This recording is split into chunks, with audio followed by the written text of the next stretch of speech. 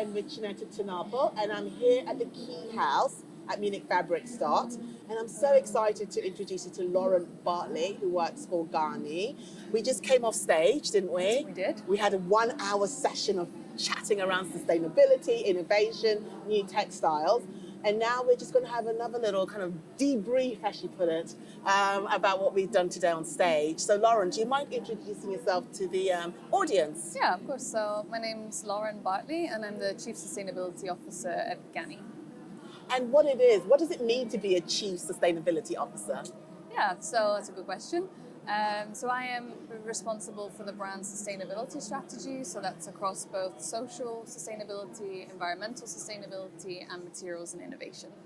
Sounds like a big job. I mean, it sounds very much in need in today's world. So I take it your role is quite demanding? Yeah, I mean, we're very lucky to be a team of 5 people. And so we have specialists on pretty much each topic, which is really, really great. And yeah, a lot of my role is also facilitating the sustainability agenda also with the business needs and making sure that we're integrating the two together. And what has been one of the biggest achievements so far for Ganni in terms of sustainability, in your opinion? I think like becoming B Corp certified in 2022 was a massive milestone because it really solidified that, you know, we're not just marking our own homework, there's also someone else looking and saying like, okay, this company's doing something. So that was really good. But many other smaller ones too. And I've noticed, I met Nikolai once, he is the founder of Ganni, and he said to me, like, we're not a sustainable brand. Yes. You know, we're a responsible brand. I mean, what do you mean by that? Yeah, I think it's a little tricky to navigate the topic of sustainability while also being a fashion brand that's obviously producing a lot of clothing each year and also like thriving off newness and consumption and trends. But for us to say then, we'll probably recognize that we'll never be a sustainable brand because our business model is inherently not sustainable. However, we can make choices every day to become a more responsible company.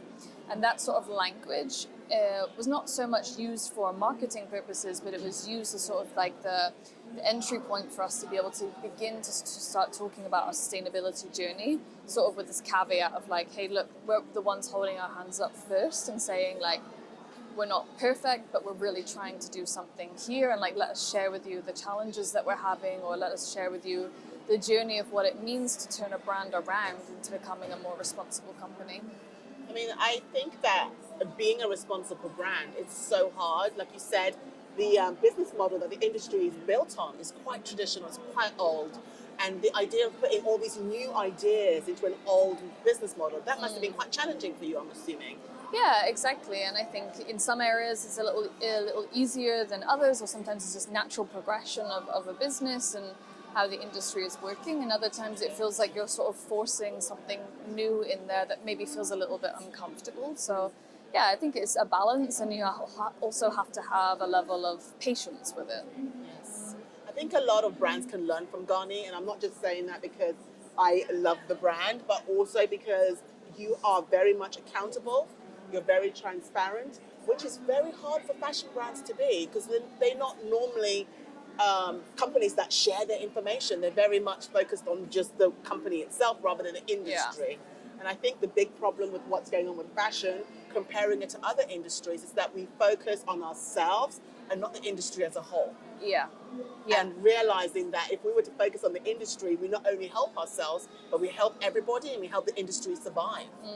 Yeah. So, I mean, with regards to Ganni and sustainability, what have been some of the challenges that you've faced? I think when we talk about challenges, we give other brands and other businesses learning moments.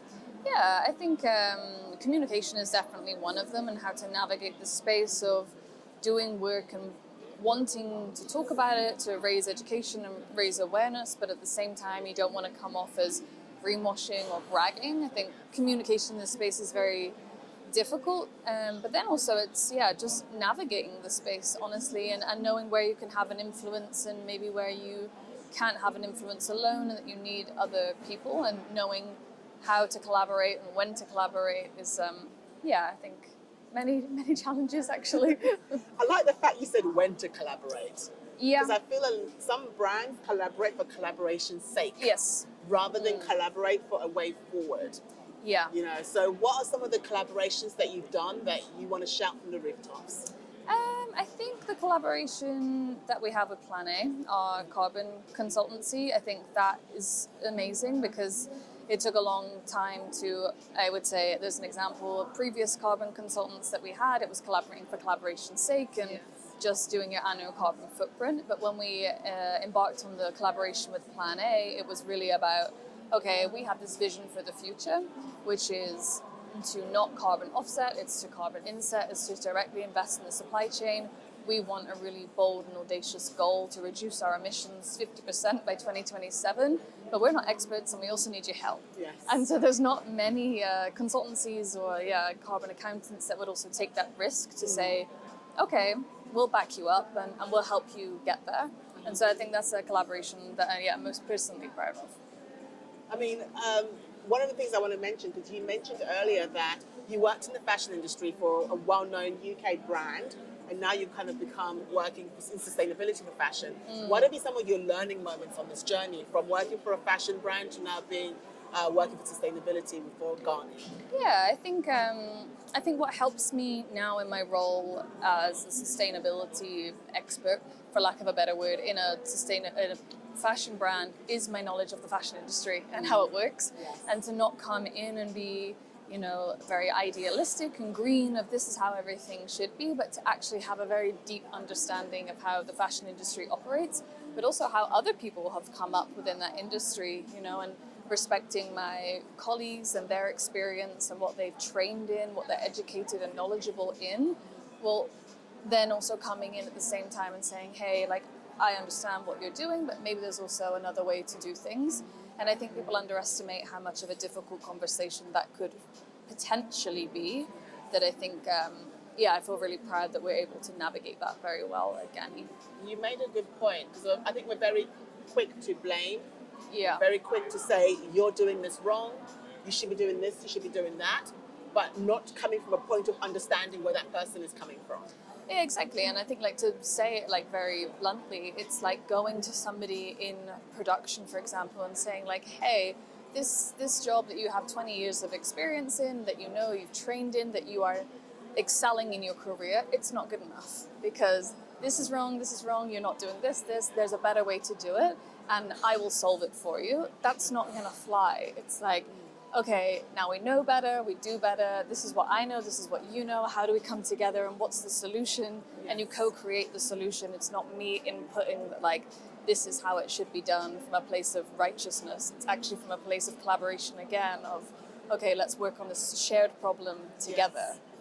Yes. I love that. I'm actually going to repeat that quote. It's not from a place of righteousness, but from a place of co-creation.